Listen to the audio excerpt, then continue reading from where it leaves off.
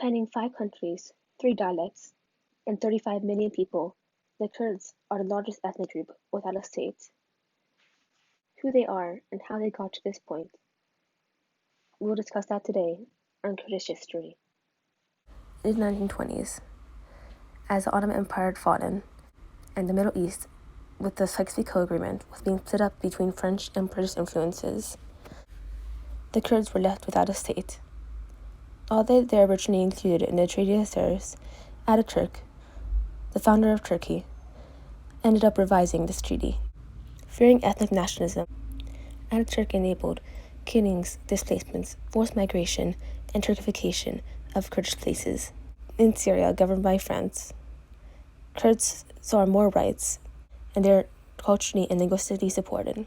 However, in 1962, Kurds who could not prove their residence in Syria prior to 1945 would be stripped of their citizenship and their rights. Throughout the 1900s, Kurds would rebel time and time again. In 1946, the Republic of Mahaban, a short-lived state, was created, eventually dissolved the same year. It is also in the mid-1900s that many militant groups would be formed by the Kurds, such as the PKK. The next major attack on the Kurds would come in 1988 with Saddam Hussein's Al-Nafada campaign. It is some consider to be the Kurdish genocide. Estimates of between 50,000 and 180,000 Iraqi Kurds were killed. There were mass killings and use of chemical weapons on civilians, as well as the destruction of many Kurdish villages, and Kurdish populations being placed in prison camps. For Mahmoud Rasul Mustafa, everything changed on March 22nd, 1988, the day after the Kurdish New Year, when the Iraqi army lost their second Anfal campaign. After seeing the effects of a gas attack, the people of this village evacuated in the morning. They fled across the Garmian region, across the Kofi Mountains, while being chased by helicopter guns and warplanes. In the end, a trap was set for them. Mahroud Mohammed Nakhaz lost her husband and children to prison camps after her daughter had seen a large force of Iraqi soldiers entering the village. Mahroud fled with her husband and 5 children. However, they are later captured in Tobzawa. Mahroud was told she would be placed in a collective town. Instead, her and her husband were separated and not given the chance to say goodbye. These stories and more come from KurdistanMemoryProgram.com/stories. We'll be back with more after the break. Have you had trouble managing your work? Organizing your students? Well, now you can use Google Classroom. Google Classroom allows you to set assignments, polls, and discussion posts. This is a great tool for teachers to use. We recommend all students and teachers use Google Classroom.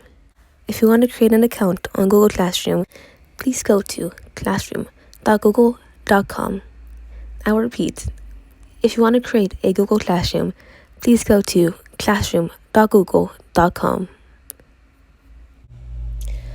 The 2003 U.S. invasion of Iraq and toppling of Saddam Hussein's dictatorship brought a new opportunity for Kurds. The new Iraqi constitution created a Kurdistan regional government in northern Iraq. This functions as a semi-autonomous part of Iraq, a major step towards independence for Kurdistan. The devastating Syrian civil war will also create an opportunity for Kurds to create an autonomous state in northern Syria, as the Kurds helped fight ISIS and continued to gain land. This land became part of Rojava, a Kurdistan state in northern Syria. With U.S. support, the Kurds are a major reason for the decline of ISIS in Syria. In 2017, Iraqi Kurds would also vote for independence in a referendum. 93% of Iraqi Kurds would vote yes on this referendum. However, it did not have the positive consequences predicted. I voted yes. I knew it was a mistake, but I voted yes because that question is not a logical question. It's an emotional question. It is every Kurdish person's dream to have independence. Therefore, it goes without saying that if you put the people in a position where you ask them, do you want a state of your own? That they're going to say yes. But it's the responsibility of the leadership not to risk the achievements, the livelihood, the prosperity of the Kurdish people by asking them an obvious question. From a short-term perspective, the backlash has been brutal. The impact has been utterly negative. So now we know that the region and the international community is not ready for a Kurdish state. That was Dr. Bilal Wahab of the Washington Institute for Near East Policy.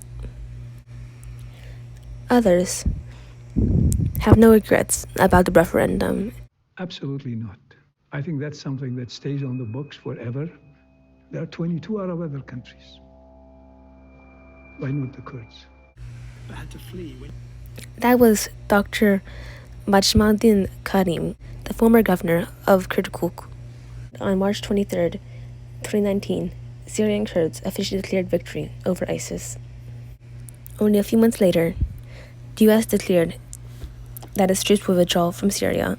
President Trump has ordered around 1,000 U.S. troops to withdraw from northern Syria. The announcement is seen as another blow to U.S. allied Kurdish fighters as Turkey ramps up its military offensive against the group. The U.S. is getting out of Syria at the worst time, just as Turkey is making rapid advances in its war against U.S. allies, the Kurds of Syria. President Trump and the new backlash this evening after his sudden decision to withdraw U.S. troops from a key border area of Syria.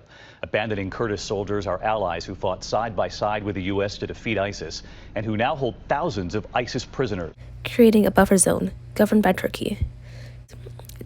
Turkey plans to place Syrian refugees into this zone, whether they want to or not, thereby Arabifying their Kurdish region.